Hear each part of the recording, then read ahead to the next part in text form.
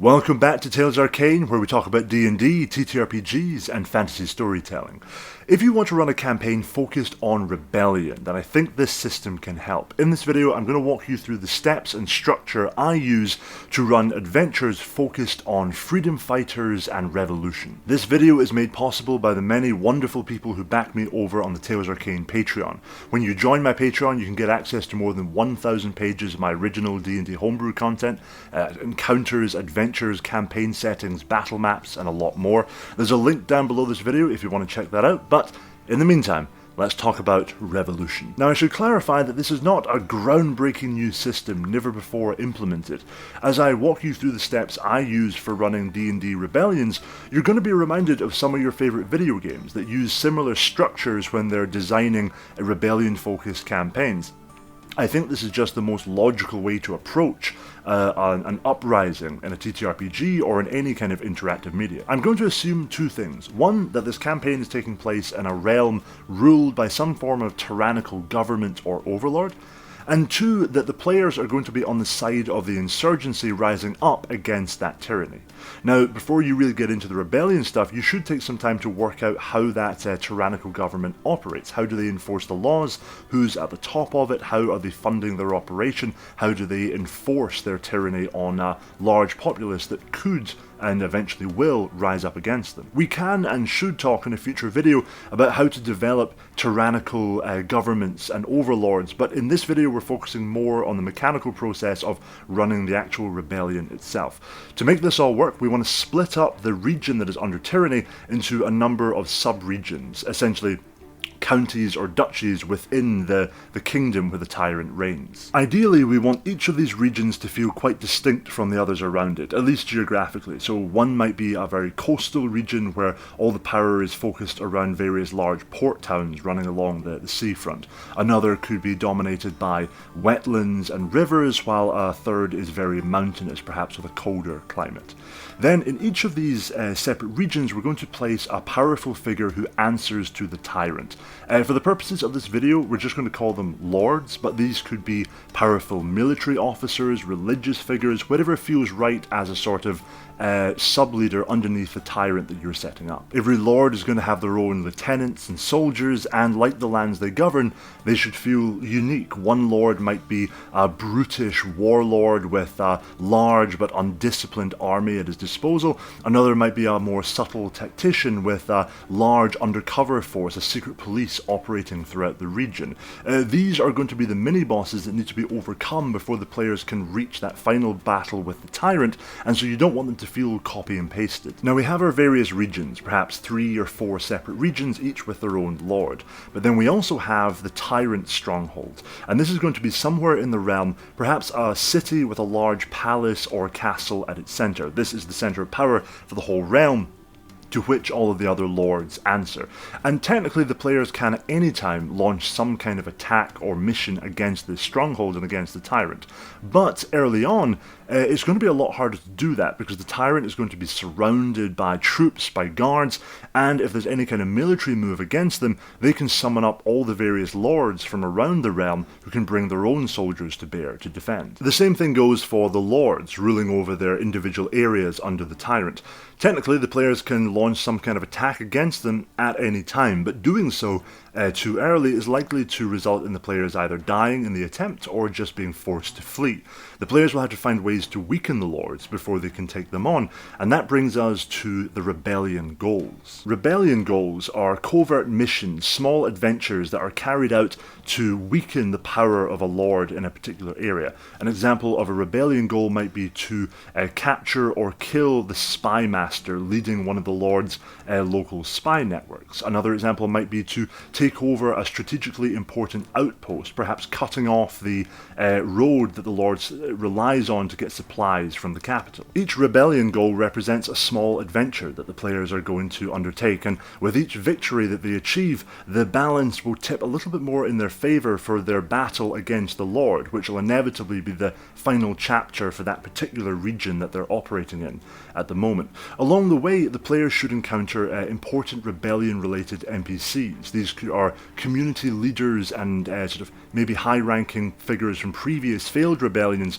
who can be turned into allies and will help to raise armies later on when the players are launching larger military offensives. Let's say, for example, that the players manage to take over that strategically important outpost. They manage a daring nighttime raid, kill off the guards, and cut off the lord from some important supplies.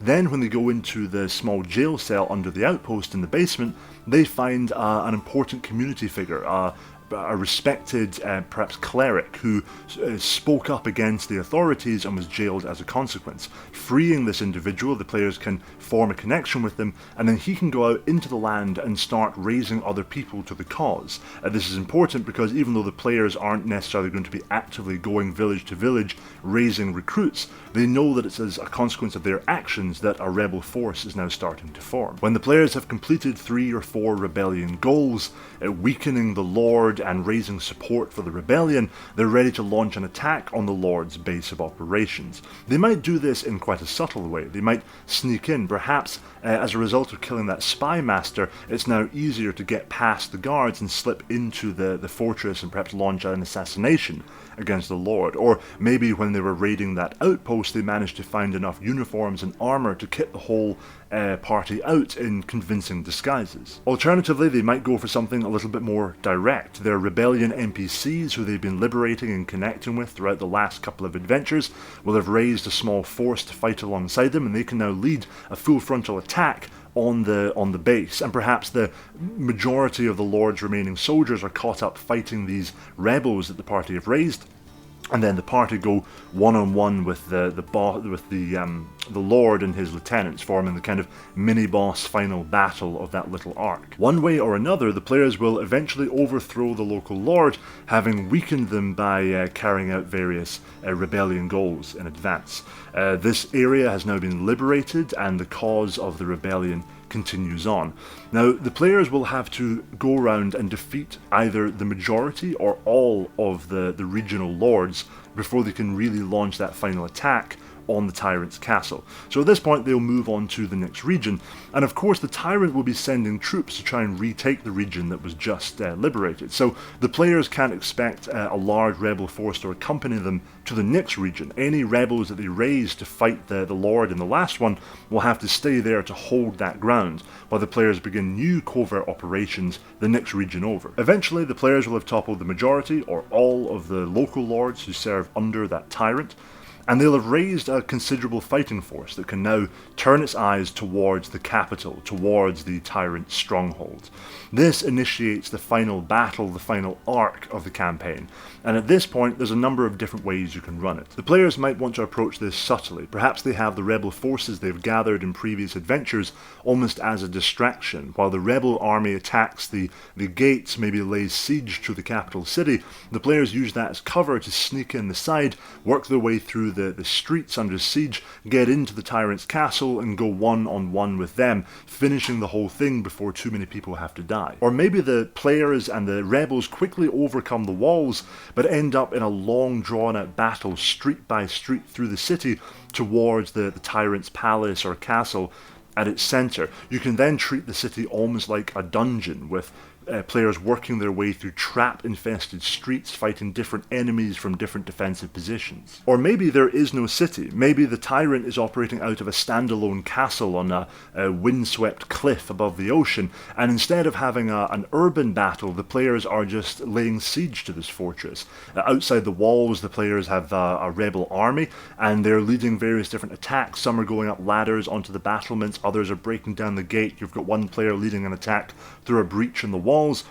There's really no end to the different ways you could approach this. However you and your players decide to have this all play out, it's probably going to end with a final showdown one-on-one with the tyrant. Maybe the players sneak into the throne room and fight the tyrant there. Maybe the tyrant rides out during the siege and battles the players in a huge breach within the walls.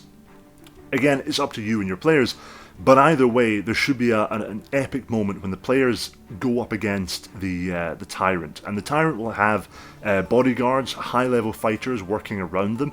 It's not going to be an easy fight, and the tyrant might have something some decadent, crazy weapons that they might bring out at the end. Perhaps some domesticated monsters. They might have a couple of Behir that come out and start throwing lightning around. Perhaps they've got some iron golems that are going to come out and fight alongside them. This won't be an easy fight. This is the final showdown, but if it's done right, it's going to be incredibly satisfying. Eventually, the tyrant is defeated, the war is over, and the rebels have won. The campaign at this point is coming to an end, but there are still a couple of big decisions for the players to make. What happens now is the most important question.